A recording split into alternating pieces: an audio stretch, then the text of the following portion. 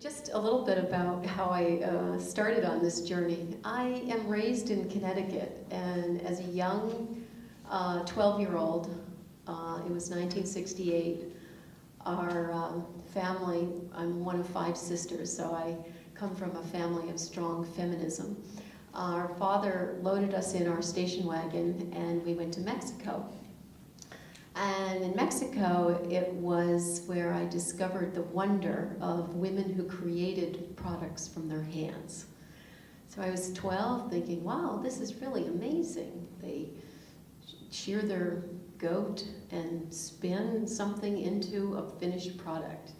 So that was really the moment that captured my imagination. I had no idea it would turn into a career, but it was that magic of the creation of something by hand. After I finished high school, I went to Norway to study weaving. I decided I was very interested in weaving. I was interested in textiles. So I went to Norway, where I put myself through school, going to Art Academy, and I worked summers at the National Museum in Oslo, demonstrating weaving. I spent a year in Finland, where I then worked with, I studied weaving and worked with Dora Young, who was working with Alvar Aalto. And they were an architect and a textile designer team where they were able to combine the skills of architecture and design.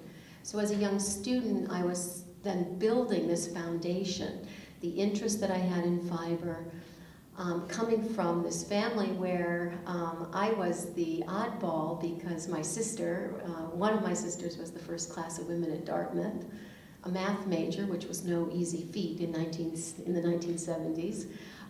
One of my sisters is a geophysicist. One of them's a physician. One of them is a geologist now working in a bookstore, but I was the weaver. So it was kind of like the unexpected profession in this family. But I realized that weaving was a global women's language, and I was interested to speak that language fluently. We had seen the extraordinary textiles that they had in Laos. There was the foundations of a private sector that could be developed. There was none, so I had to kind of pave my way. So I started by looking to the past. And I started by doing research and collecting historic textiles, among them ancient textiles that were woven in the late 18 and early 1900s. Laos is a country with a rich ethnic heritage. There are more than 60 ethnic groups. Most of these ethnic groups have textile cultures.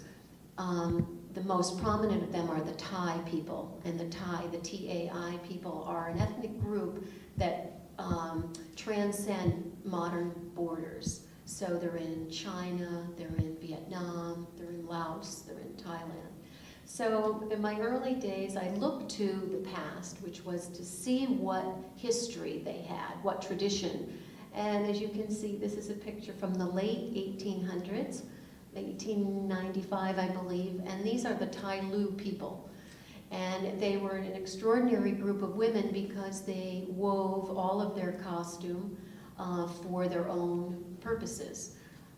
So this is one of the groups, one of the ethnic groups that I am particularly interested in, have worked with. The court had, because of the court having access to fine fabrics and wonderful textiles, the court invited the weavers, the finest weavers, to Luang Prabang to then weave for the court. And you can see in the costume, a traditional Lao skirt is a tube skirt with a border.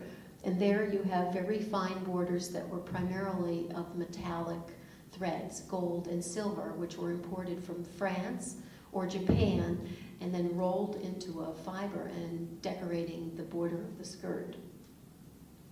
This is the grandmother of a close friend of mine, and you can see the elegance and the beauty of which actually you can't see her skirt, which would be a silk skirt, and that is a shoulder cloth with the complex brocade.